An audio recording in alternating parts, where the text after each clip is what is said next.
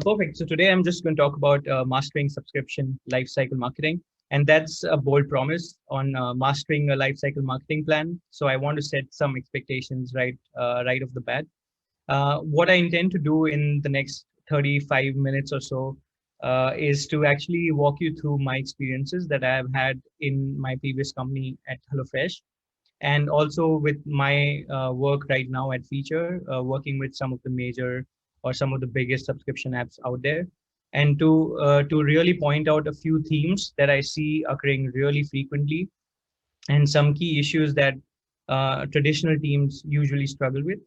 And I would consider this talk to be a success if I can give you not only like the key themes, but also something concrete that you can take home and actually get working on even as early as next week. Before we get started, I'd like to talk about myself, of course. So as I said, I worked at HelloFresh before Feature. I was working there for a couple of years in the global CRM team, and then I moved to Feature. We are a mobile growth consultancy, famously known for our mobile growth stack, ASO stack, and other frameworks, as James just pointed out. We also provide services such as ASO, ASA, performance marketing, and also retention and engagement services. That's the team I'm a part of. And here's my wonderful team. There have been two new joiners, which unfortunately I couldn't put in. But this is the team that I want to show you because there are a bunch of smart people that I work with, and you know, unless it was for them, this content wouldn't have been possible. So I continuously learn from them, and I think in some ways, this talk is a product of that. Also, the CRM system that we usually follow and to actually deliver results for our clients is in a very simplistic manner is this, right? So we believe that a CRM system can deliver high business impact, and more so in a subscription app environment, just because you have a lot of first party data. To build the tech foundations early on, to have the tool expertise, and to combine that with behavior analysis, and to put in place a multi-channel strategy, do campaign experiments, monitoring, and documenting. And I think in combination of all of that, we build a house on a major business impact. Some cool apps that we worked with and that I've had the pleasure of working with is ranging from very big apps to some of the smaller ones. But this is to show how these are the problems that apps of all sizes they go through, and it's not something that is dependent on the size of the organization, but it's a consequence of changing times and how fast the subscription economy has grown. And I think that's more representative of why apps of all sizes are suffering from the issues that I'm going to talk about. Also, before we get started, a special thanks to Susie, who was I learned a lot from her during my time at HelloFresh, and she was kind enough to take some time out before my talk to go through the content and talk and give her inputs as well. Perfect. For the agenda today, what I wanted to do is initially briefly go through subscriptions and how far we have reached in the subscription app economy, just to highlight the point on how important it has become in recent times. I think it's also very evident, as James said, on the number of talks this year talking about subscriptions, but I think we can take a formal look at how the industry has grown. Then I want to move into existing lifecycle marketing frameworks that I see that have moved from traditional setup to the subscription setup, and might not be working very well in this new changed environment, and why that might be the case. And then I want to move to like three elements that I see popping up every now and then that can enable you to sort of master your subscription lifecycle marketing plan, and how you can actually enhance it or at least level up your efforts to make sure that you are getting, you're leaving no value on the table and you're getting the most value for your efforts. And then I want to end with some examples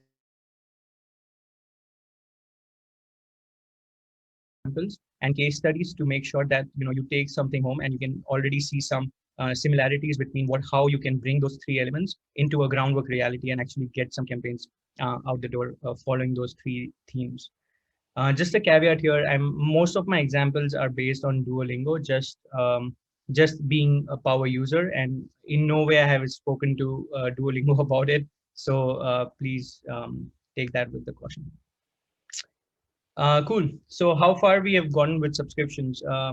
I come from a very small town in India where, while growing up, all the subscriptions we had were newspapers, magazines, and milk, and that was the extent of subscriptions in a household.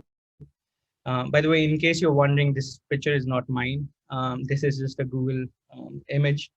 But that has changed significantly. This time when I'm working from home and I came back home, I saw that most of the services and products that we are using now have changed changed over to subscriptions, and that is not only the case for my household, but it's increasingly becoming a common way to buy products and services online. And over the last 5 years, for instance, the digital subscription market has doubled every year. There's a caveat here that the data is from 2018. However, I think I would highly doubt that in 2 years this trend has changed significantly. We also see that apps which are huge apps such as Adobe have actually famously moved away from being a transactional one-time purchase apps to actually a subscription app model. And all of these changes are happening because of it being a win-win situation for both the consumers, because they get access to a lot of services for a cheaper monthly rate, and also for companies because they get a recurring revenue stream. So of course, there are other reasons as to why this is growing, such as gateways are becoming easier to implement and stuff like that. But in a more simplistic terms, I think that's what's causing the rise. I also recently saw that New York Times, for instance, brought in more revenue from their online readers than from its print subscribers this year, and that's huge for a subscription, such as journalism, which usually struggles with getting users online or getting them paying online. And combined with that, like, it's not only the developed countries which are growing, but also in developing countries like India, where the digital penetration is not at a very high rate, and the spending capacity is not as high as other developed countries. Streaming platforms and OTT platforms have actually been able to double paid subscribers in India just during COVID. So just during the last 6-7 months. And so this represents a huge increase all over the world of this trend, and not just a certain limited to certain areas. And I think this is growing like across all verticals, right? So we see it not only in entertainment, physical health, sports, video and sound streaming, but we also see some unusual categories like pharmaceuticals. We see transportation like Voy getting into it. And then we have like a lot of bunch of other subscription apps that are coming across like different verticals. And at the same time, this space is getting crowded. There are also a lot of research done on how many subscriptions a user actually can have at a maximum. And in 2018, that number was not more than two. So the space is not only getting crowded, but it's also getting competitive. So you have to stand out among your verticals to actually make sure that a user has intention for you to stay. A user has an intention and an incentive to sort of stay with you and retain and keep using your service. And I think lifecycle marketing becomes a very crucial element of doing that, because it's first party data once a subscriber enters your environment, and it's up to lifecycle marketing to keep them retained apart from any other product features that you choose to adopt. So the world has changed. However, we haven't adopted, our way of doing lifecycle marketing as quickly as the world has changed. And what I mean by this is, if you look at some of the existing lifecycle marketing frameworks, I still see a lot of companies using a framework like AIDA, which was essentially developed in 1890s for advertising. And this is time when subscriptions were not a major thing.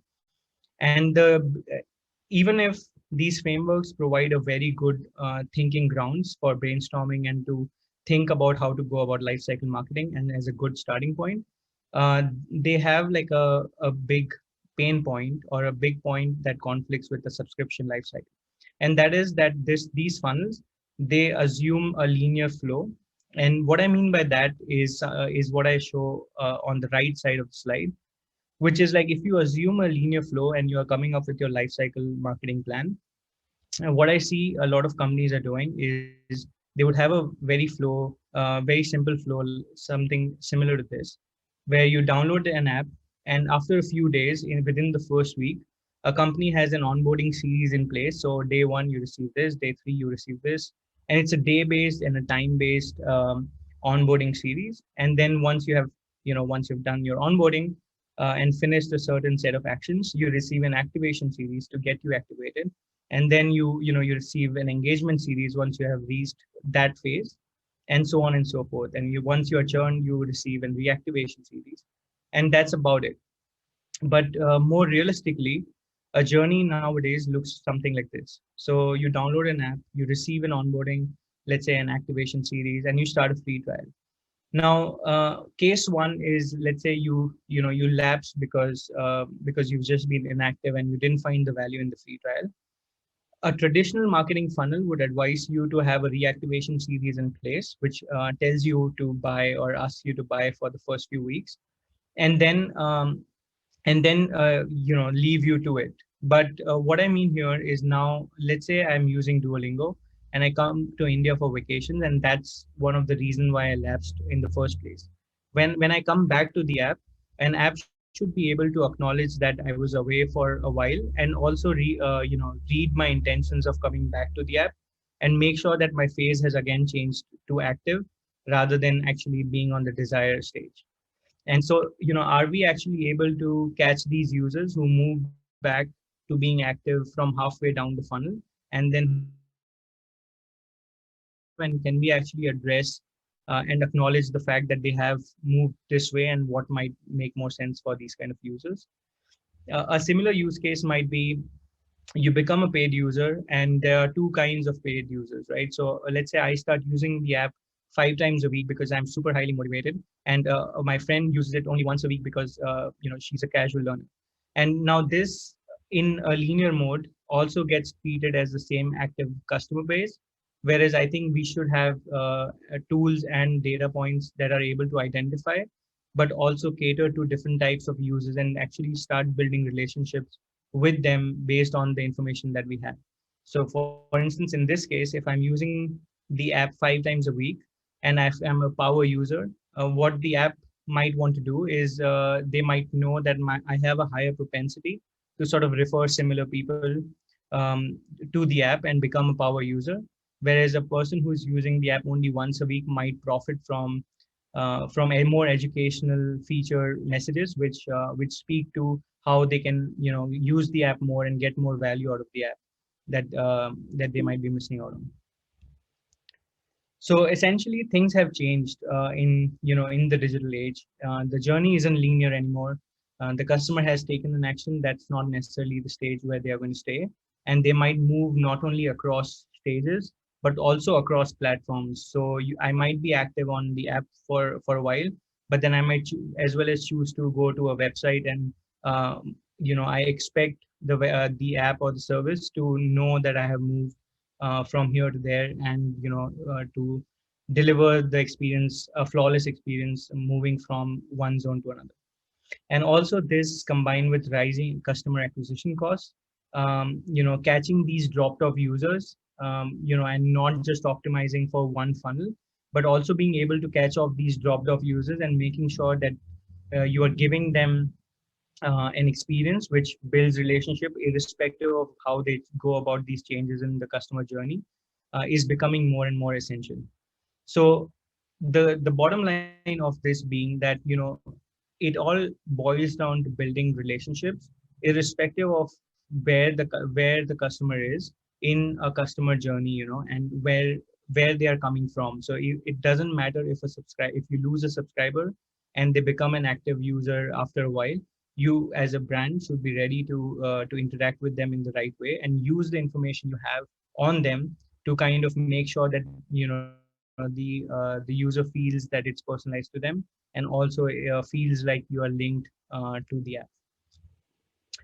And so there are three elements that you can use to sort of pull all these information together and have not a framework but sort of the main buckets of things that you should care about. And basically, as you move forward in your subscription lifecycle marketing plan, you need to pick out these moments where you're building these strong, durable relationships with your customers, and this is irrespective of which lifecycle stage. And so this is a more experience-based thinking on your lifecycle strategy, and that's built around these three pillars. So one is to getting to know your customers better. Two is to provide relevant and contextual content. And three is to become a ritual that customer actually enjoys doing. So whenever they come back to the app, they do feel that it's something that they enjoy. Now I know what you might be thinking, because I have attended a lot of talks that speak about this, and it's all well and good to listen to these three things, and in an ideal world you're able to do all of that. But what I wanted to do is like, what does to show you ground level realities of what does this mean when it actually comes to life cycle marketing strategies that you can actually implement starting next week, let's say. So I try to put down like some of the key themes within those buckets that I think are crucial when it comes to thinking about these three themes across all life cycle stages. And of course, this has to be a caveated by saying that it does require a right marketing automation tool, and also you need to combine that with rich data points. So if you don't have the backing of data and to be able to recognize these movements, it might be very difficult for you to actually get access to to level up your life cycle marketing, let's say. So in the first bucket of getting to know your customers, we have things like usage patterns. So irrespective of which life cycle stage they are at, we should have very clear expectations and clear data points which show us how often the customer intends to use this app, and how they want to use this app. If they're if they're willing to use this app more frequently, and if so, do they want our recommendations to go along with it, or what kind of information do they really want from us. This also includes key milestones, so acknowledging a year in review is an example, but also, for example, if you can acknowledge customer birthdays, anniversaries, stats about a user. I think those are some of the key milestones that a user faces along your app, and acknowledging them helps you build these relationships or build these stronger, durable relationships that we spoke about. These also include ambitions and pain points. So, similar to usage patterns, I think it's very important to get clear on what the ambitions and the pain points of these users are as they start interacting with your app. Core and power users is something that there's a lot of content out there, so I won't speak much about it.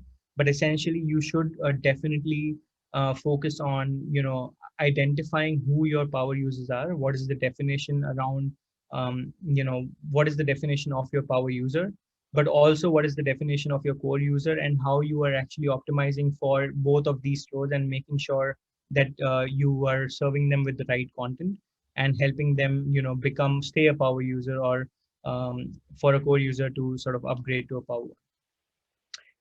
Feedback and reviews is very, very critical. And I often see that this is something companies do only when a customer is lapsed and not when a customer has started their relationship with the app.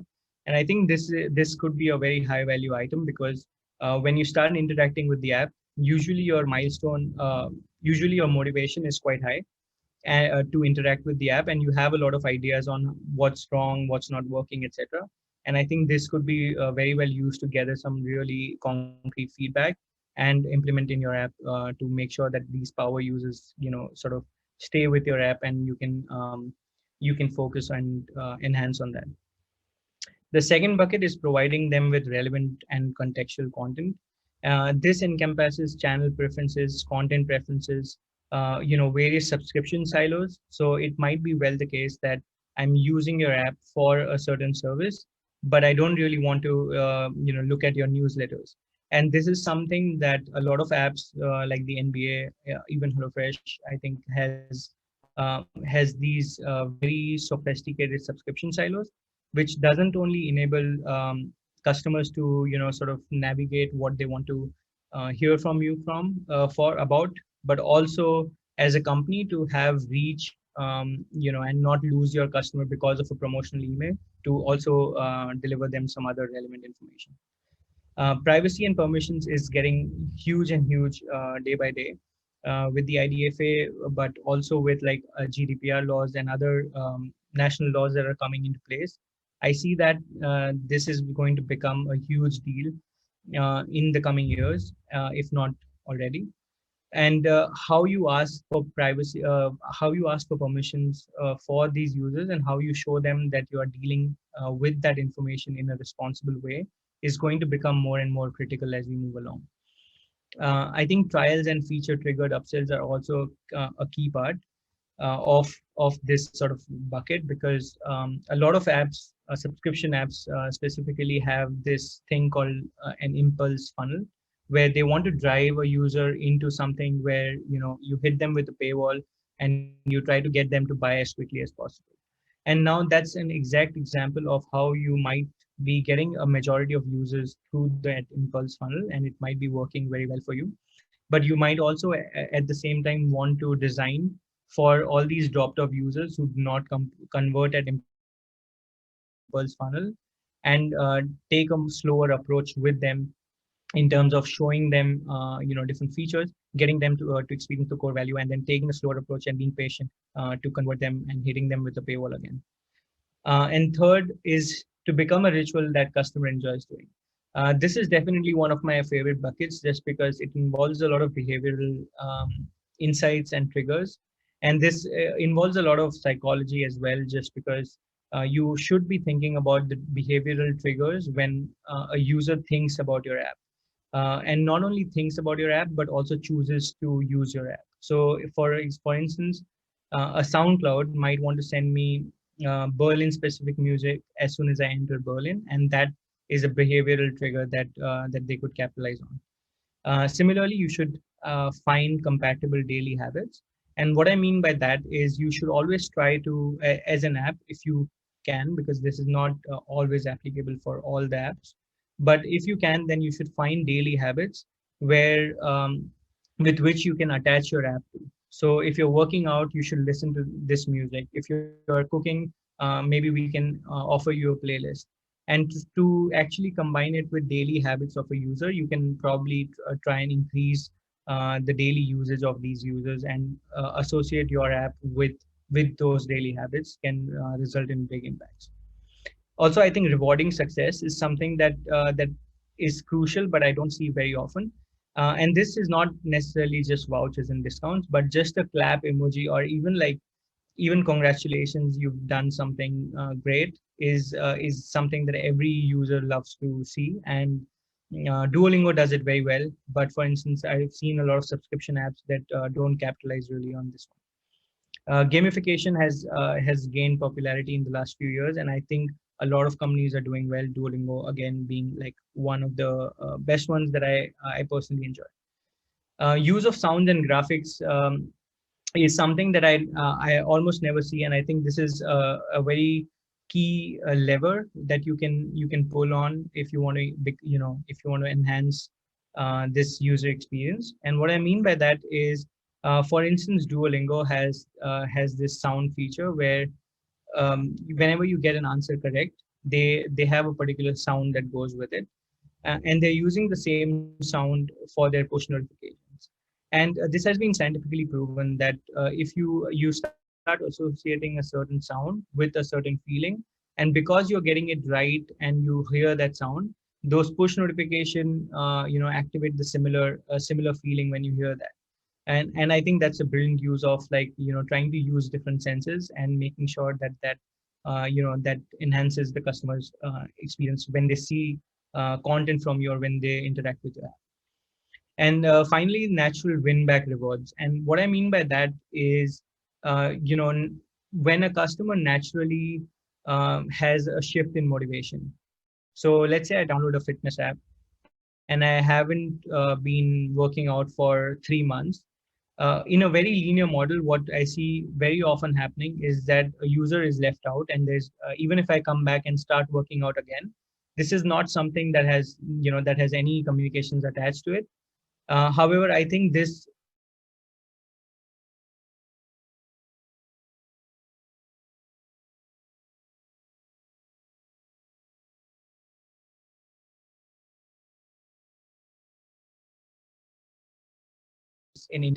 this should be rewarded and motivation up, because most definitely something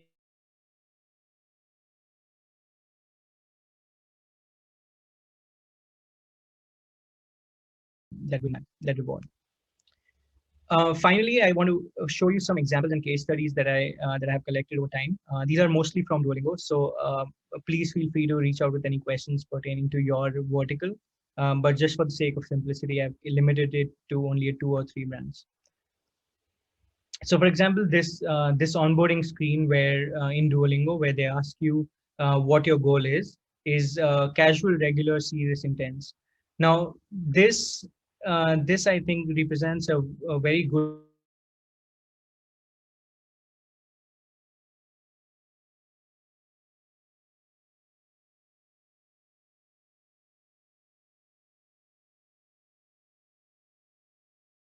and also understand about the ambitions of casual learner versus an intense learner.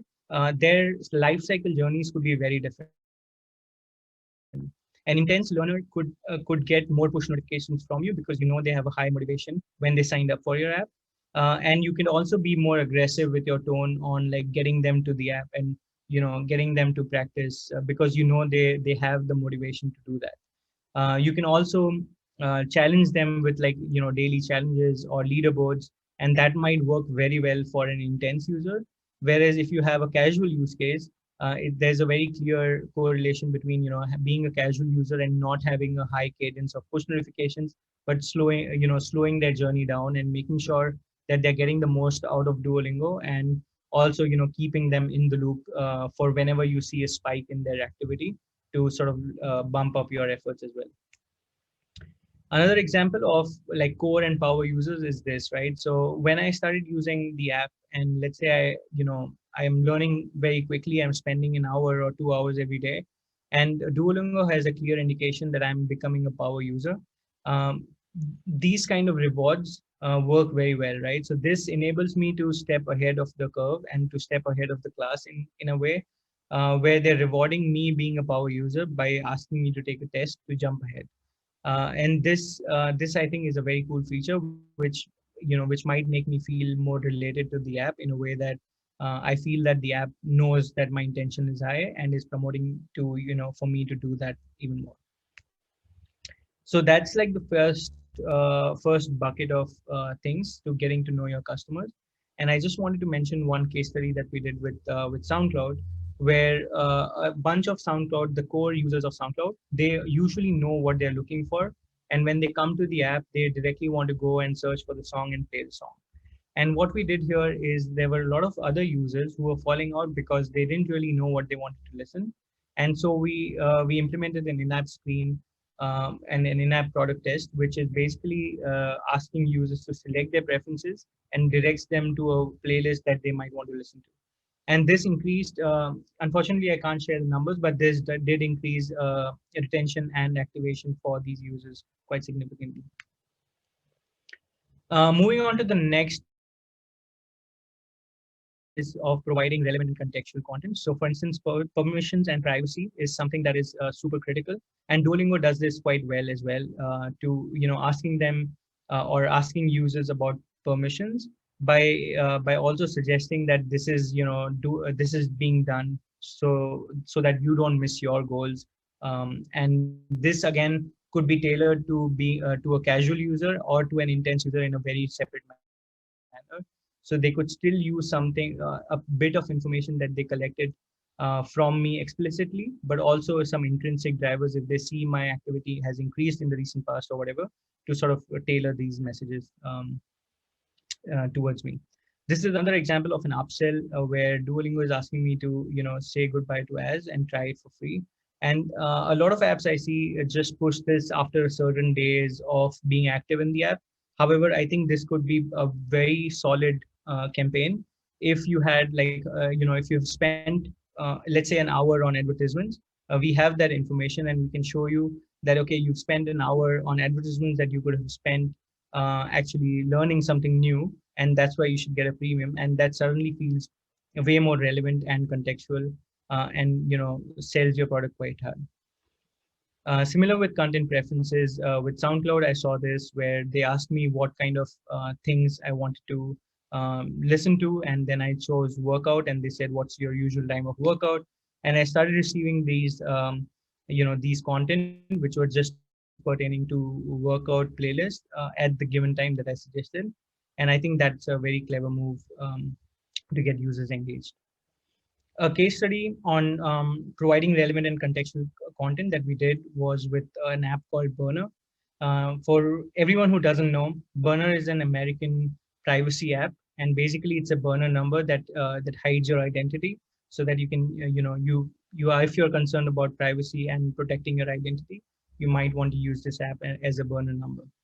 And what happened in with Burner is that they had like an app. They had a very active user base, but they were doing a lot of back end work to make sure that users' privacy is protected.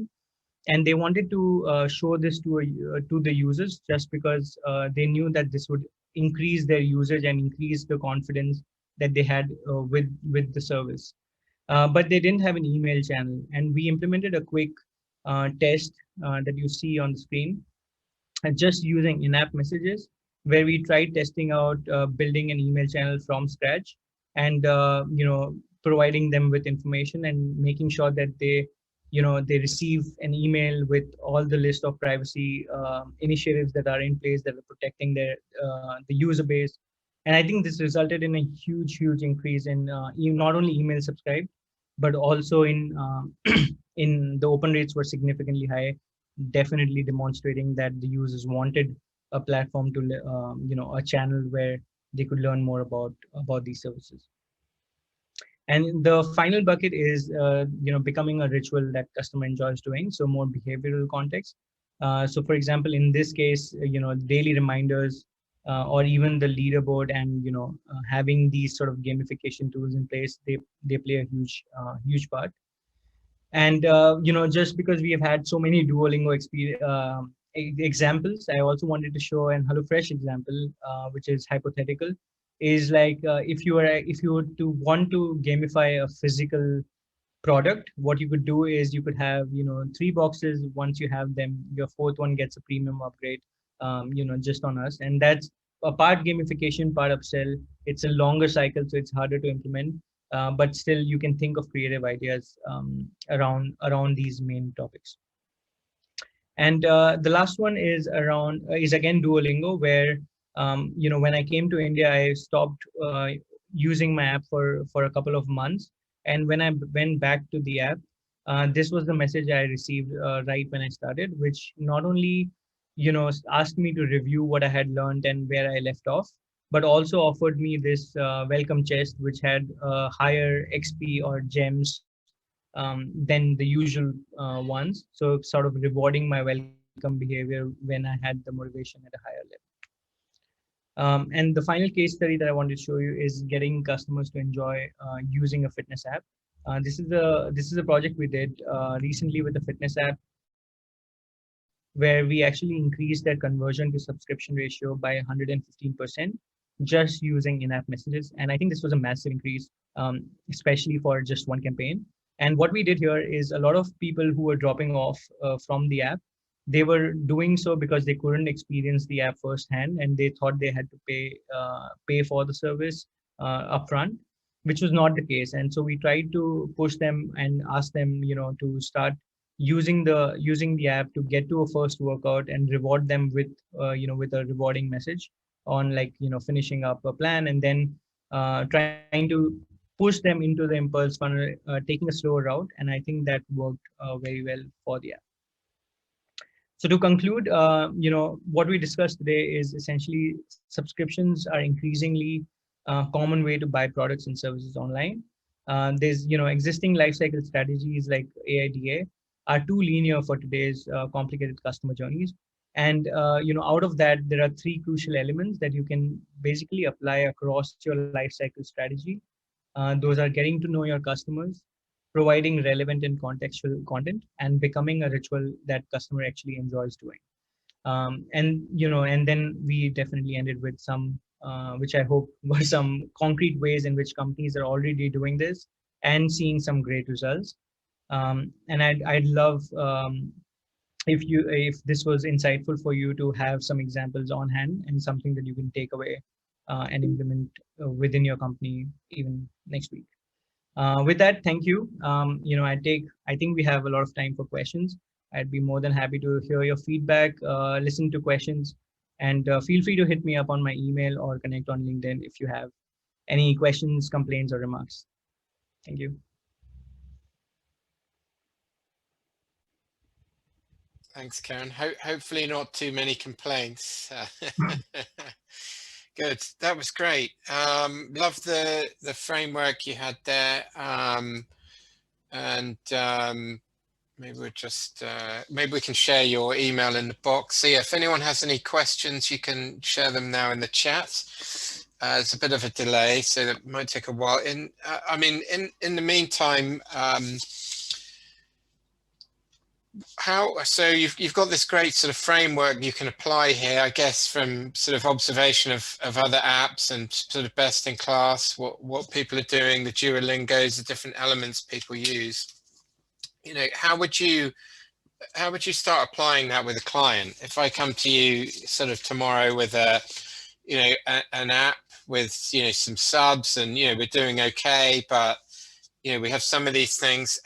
What's the process for getting our sub to be Duolingo, level of unicorn, app status for all this stuff? Yeah, I think that's a great question, because there's so many things that go hand in hand where if you want to get to let's say a Duolingo level, because I think like first of all, like just talking about external factors, it being tech foundation, if you have the right things in place, if you're tracking the right events, coupled with like if you're being able to use your tools correctly, if you're able to segment your users, once that's sort of out of the door, what we typically do with clients is we go in and audit their life cycle campaigns that they have running already, and we brainstorm with them on like different key event triggers and these three themes that we spoke about today. We would encourage like usually sit down together in a room and talk about like these core events and how we can use certain events to sort of make sure that we are catching these users. All right, got it. And in terms of this sort of eliciting the what the user needs are and stuff, would you be doing kind of research, qual or quant with the users, or you rely on what's already there? Or that usually depends on the company's infrastructure. So a lot of companies that we see don't really have access to that kind of data, and so sometimes getting that quant data is difficult. When that's the case, we of course have to rely on a lot of qualitative data. But I see over the years that has increasingly the trend of relying on more data has become a key element. And if you have the right tools, I think we definitely get companies which have the right tools in place, and we can see the data right front, in which case it would be quantitative. But I think it's a combination for sure. got it. And in terms of the different building blocks you had there, which would you apply all of them in every case, or does it depend on the vertical or the app? Yeah, if you're fitness, you really want to focus on gamification or language, but different types of subscription app, maybe focus on other blocks, or can you see that sort of pattern? Yeah, I mean, I think ideally, if you were to start an app from a ground up, let's say you were just beginning to start an app, I would start in a sequential order and move up the ladder. So, getting the tech foundation, you making sure the tool is integrated properly, etc. Whereas, like, if you are already an app like a fitness app, and we would usually go in and look at where their current status is. So if there are evident gaps in their already existing life cycle campaigns, we would go in and first get that out of the door, and then sort of move on to gamification. I don't think gamification without having a complete life cycle plan is like might not be the most optimum thing to do for sure. Got it. And we have a question from Peter Clarix, and he is from Appwise, and he's asking any good tips or tools for gathering feedback from users? Is it Uh, Apptentive is one, isn't it? Is that one? Yeah. Yeah, there are a lot of tools out there. I think we also have like an in-house tool called Blender where you can collect feedback right from the in-app message. And I Right. think so you could use a lot of feedback tools. That's the one we typically use. So I'm running out of names or tools that you can potentially use, but I've heard a lot of other tools for NPS and other. Also with emails, I think AMP is becoming a huge channel where you can easily collect feedback, and also it makes it way easier for customers to give you reviews. I'd say those are two very easy things you can do directly with CRM. Great. And in terms of this toolkit that people are applying, the gamification, and clearly it's working really well for the kind of people pioneering this, the Duolingos and people who've got this flow really optimized. Do you think it's going to sort of degrade over time, and there's a window now for apps to get in there and apply this stuff, and then pretty soon it becomes sort of a bit like the kind of clickbait headline? It kind of degrades, so people stop, they know they're being played, or user behavior is going to catch up? That's a good question. I think yeah, definitely some behavioral tactics might catch up uh, sooner than later, but I still think like if being contextual and relevant is so difficult that it will definitely take years before that space gets saturated. There are only a handful number of apps that are doing it very well right now, and it's also very difficult to get it right. So I see that space getting maybe crowded, but over a longer period of time. I guess there's still quite a lot of verticals that, maybe haven't applied. Yeah, language and fitness seem quite well populated, but yeah, I don't know if other education areas or yeah, other sort Yeah. of bits are the same. And another question on tools. What sort of stack do you need in place? This requires quite a lot of tracking, and you need to really understand the users. You mentioned, you need to be doing push. You need to be personalizing. Is this all driven off a sort of CRM or something like Braze, or what's the kind of tech stack you think you need? I mean, I think just for the ideas that I mentioned today, two verticals of tech stacks should be more than enough. So, of course, you have a good CRM automation tool. I see a lot of companies having different tools for different channels, and I think that's you need to have a unified CRM system, and you need to be sure that you can actually implement these things using the CRM tool. But for the insights, you definitely also need an analytics tool, like such as an amplitude or mixed panel, in combination that can sort of feed into your CRM tools, be it Braze, Lean Plum, or whatever it might be. And to I think it only works when it's in combination to the degree that we spoke about today. If you just have a CRM tool, but you don't have like the analytics tool, I think you kind of drop off a lot in terms of value there, and same the other way around. Great. Well, I think we're sort of heading to the top of the hour, so it just remains for me to say thanks so much for joining us today.